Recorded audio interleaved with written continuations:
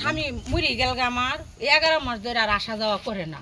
এটা হঠাৎ করে সেদিন আবার না বউটো নিয়ে আইছে লোকে যার একটা লোক ওর বউ নিয়ে আইছে নাম কি হে? আশাবুল আর নীরব, দুজনের নাম। নীরবের বাড়ি কই?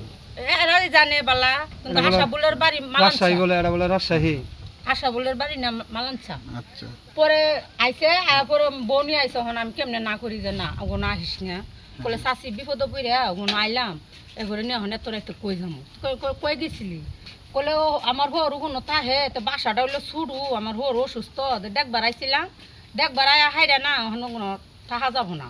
তো ভাবলাম আপনার গুনছি যাই, কারণ বাচ্চা আছে দুজনেরই দুটা ছোটো ছোটো, তাহলে আমি আর কই ফালাইয়া দেই।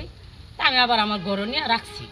তা আমার আবার বাচ্চা দুইটা আর কি করে ডাহা ওডলে কাম করে দুজনই। তা আমি বললাম ঘর আমার খালি থাকবো, মেয়ে মানুষই তো।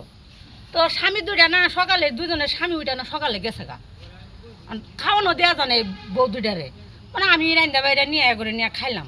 এখন দুপুরের দিকটা না আমার জানি কিরম জানি লাগা ধরছে। তা আমি আবার বউরে কইলাম, কিরে তোরা রাত উপকার চাইছস, আমি উপকার করছি, এখন কি উপকার করমু? আমি তো প্রত্যেক দিন উপকার করবো না।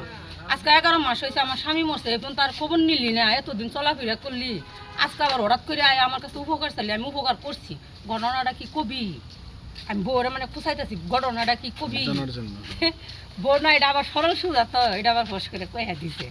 বলে চাষি আমরা যে কোনো বাসা ভাড়া তাহি না, বলে বাসার কাজ তো নি না, আপনার বাইশটা না মোটর সাইকেল চুরি করছে। বলে এটা নিয়ে রূপ জানাজানি হয়ে গেছে গা, পরে রাত কালার কই যাম পোলাহান নিয়ে। এটা মানে বেল্টারটা হ্যাঁ জামালপুর যেটা থাকে, বেল্টার ঘটনা। আমরা উনাইছি, বললাম তোরা তো রাইতে এই কথাটা কস নাই, রাইতে আমি বারে উস করলাম তোর বালা বাপের অসুস্থ বানাইলি, এখন যে কথা সস কথাটা তোরা জাগা মাই আমারও কোনো তাইস না, তাহলে আমার পোলাখানে কামাই করে আমার খিলাবো না, দুদি হুনে দিল্লা গেঞ্জাম, তাহলে আমার বাচ্চা দুইটা আমার খিলাবো না, আমার তোর মাতার গার্জেন নাই। কলে সন্ধ্যাবেলায় যাম গা। সন্ধ্যাবেলা যাবি গে? কলে হ।